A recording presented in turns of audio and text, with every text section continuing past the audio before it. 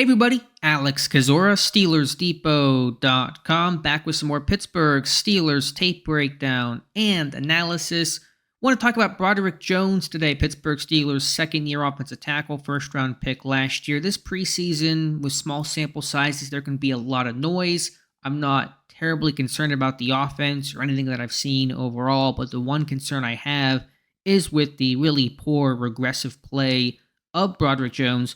I want to talk about what's going on with him, what his issues are, and just why his plays dropped off. Before we start, if you guys could like this video, subscribe to the channel, and check out the site, SteelersDepot.com. Would really appreciate that. Also, Ross McCorkle of Steelers Depot did a great film room article breakdown on Broderick Jones. I'll link that in the description below. Also, I'm going to try to keep these videos a bit shorter, but I say that all the time, and here we are. So, Broderick Jones, what's wrong with him? He's got, and you guys can see it here, this brace on his right arm, his elbow. He's had it for most of training camp, probably a couple days in. I think there's an elbow injury. He's clearly not healthy. It's impacting his play. So we'll take a look at this first game against Houston. I know the Buffalo game got the most amount of scrutiny, but Jones was not great, though better versus Houston than he was against Buffalo. And it's kind of interesting. We're going to watch this rep here against Danielle Hunter, and you can almost see Hunter use the brace maybe to his advantage as he rips through Jones on the corner here. I'm not sure. It's hard to tell and say definitively, but it looks like he's kind of grabbing the brace of Broderick Jones to kind of leverage and pull Jones forward and pull Hunter himself past. And so you see guys kind of use whatever they can to be able to gain an advantage on somebody. So we're going to see Jones. His punch isn't super strong. He's leaning a little bit here, which we'll see. But right there, you kind of see Hunter ripping through. I can't tell for sure, but maybe he's almost grabbing that brace too to help gain the edge. And we'll take a look at it from the other view, other angle here.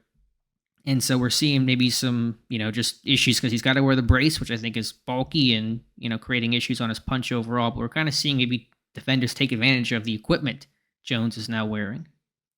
But more to the point, the issue is with Jones' hands, his overall punch. He's really late on his punch, and his punch is too wide. Those are the two main issues he's having against Houston, left tackle on this play. He's not making that first significant contact that O-line coach Pat Meyer talks about and really has his whole O-line blocking philosophy revolving around. And you see he's late on his punch here as the defensive end gets into his chest and drives him back as Jones tries to stall it out.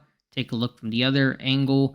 Jones flipping over to left tackle midway through the game, and we're seeing that DN get into his pads before Jones can fire his hands, his arms, and get into the chest and make that first contact and slow down the rush. And you see him get bowled right here, able to hang on just enough. The ball gets out from Justin Fields' hand. But the issue is really about the punch, the timing, and the placement of his strike.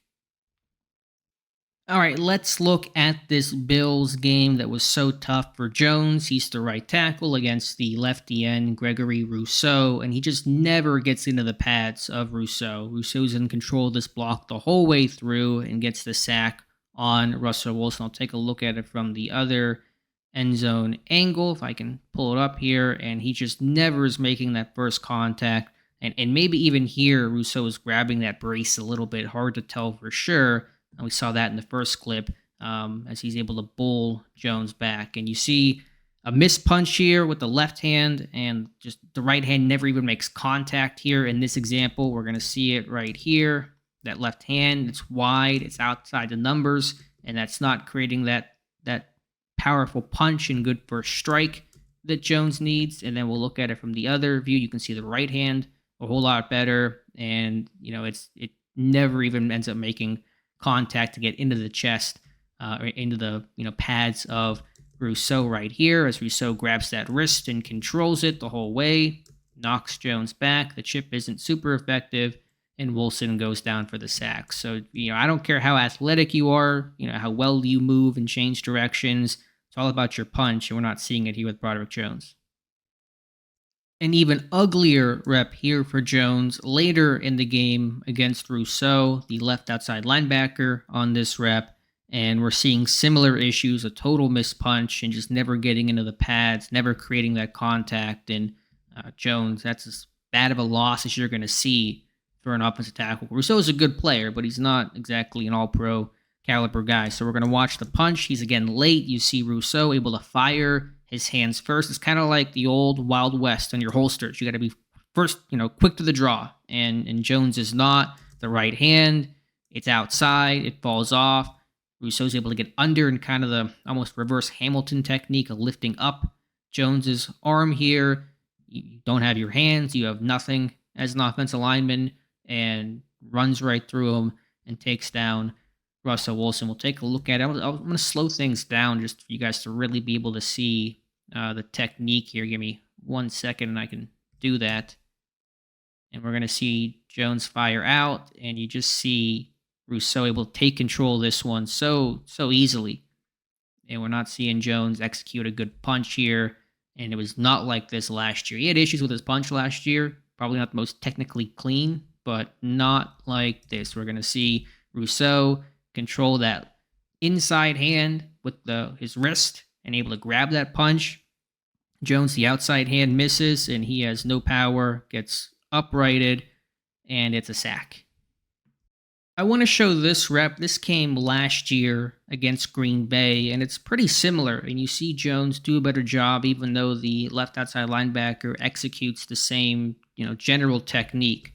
As he's able to get under Jones here, he's lifting up that left hand. It's hard to see with the jersey colors, but it's a similar thing. But Jones is able to just defend this better. He's able to kind of be able to reset his hands and refit and punch. The right hand, I think, is better in terms of its placement to be able to make some contact and get into the pads of the outside linebacker on this play. So we'll run this one through. It's a better punch. It's right there, down the chest. He's able to get that left hand recontrolled after, I think that's Rashawn Gary tried to, grab that wrist and lift his arm up. He's able to repunch and wins the rep. It's a fine rep here from Broderick Jones. Very different than what we just saw with Jones missing with his outside hand. Never gets his left hand in control to punch, and completely loses the rep that we saw against Buffalo. Again, right hand's better. The left hand gets pushed up, but he's able to knock it down and then refit and get that left hand in there as well and wins the rep. So big difference from last year to this year.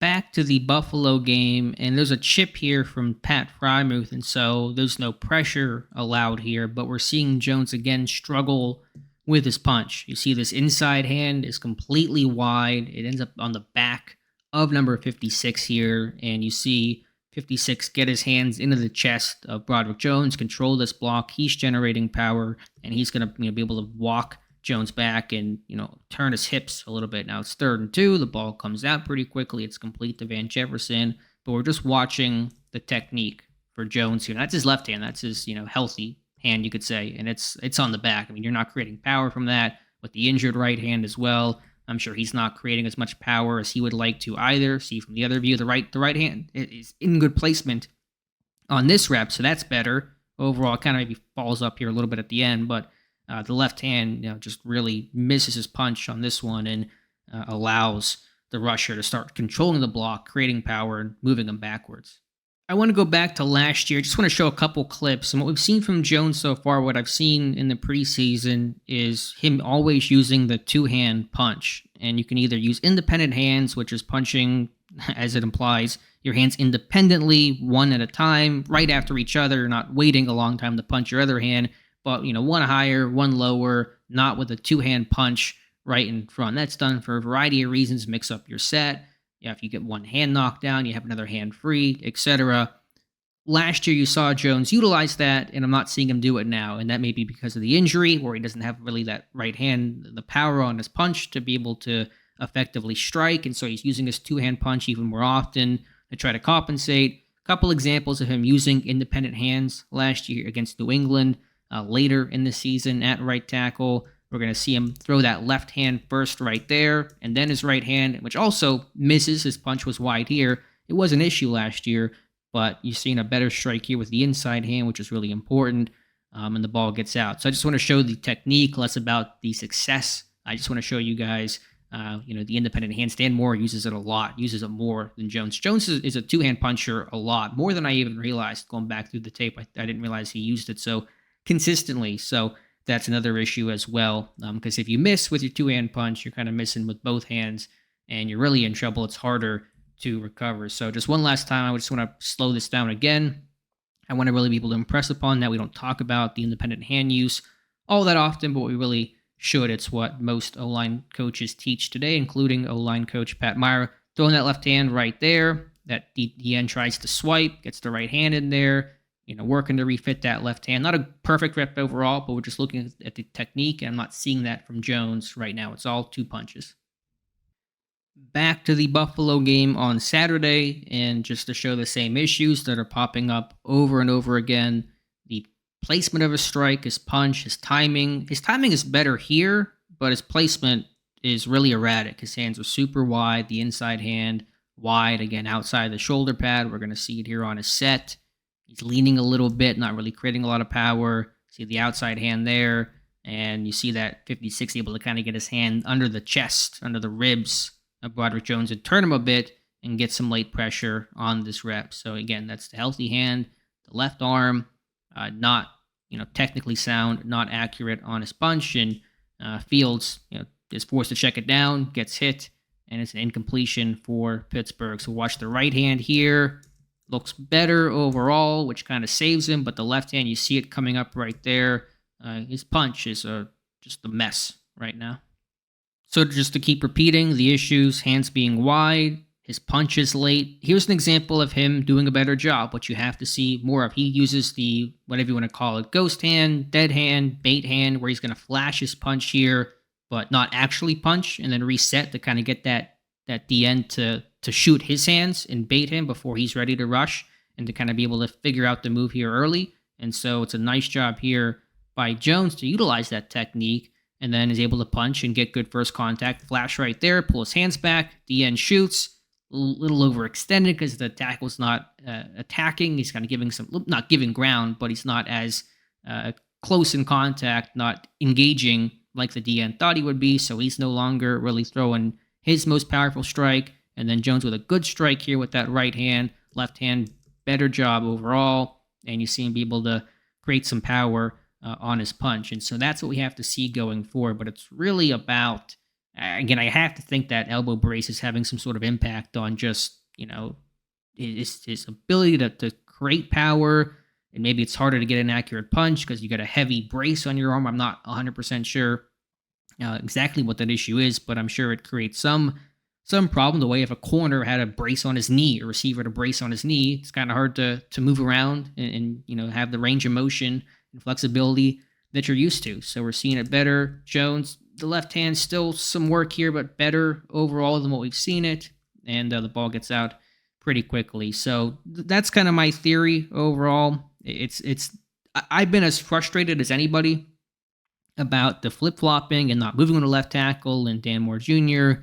can't take a single snap at right tackle, which he did not this summer. But that's not the problem here. Moving Jones to left tackle is not going to fix the issues. He's got to become more technical with his punch, with his strike, and the injury. I'm sure there's a health component to this. Now, why aren't they resting him?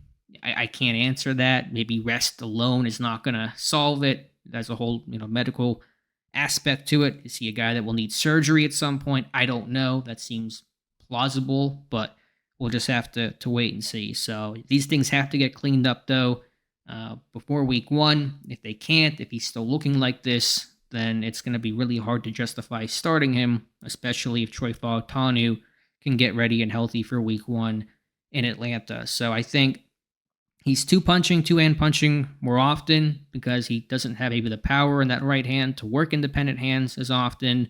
And again, he's late with his punch, and his punch is super wide. He's giving up his chest. He's getting bullied. He's not in control of these blocks, and that is evident by the tape. So let me know your thoughts in the comments below. Appreciate you guys watching. Please like this video. Please subscribe to the channel and check out the site, SteelersDepot.com. Thank you again, and we'll talk to you soon.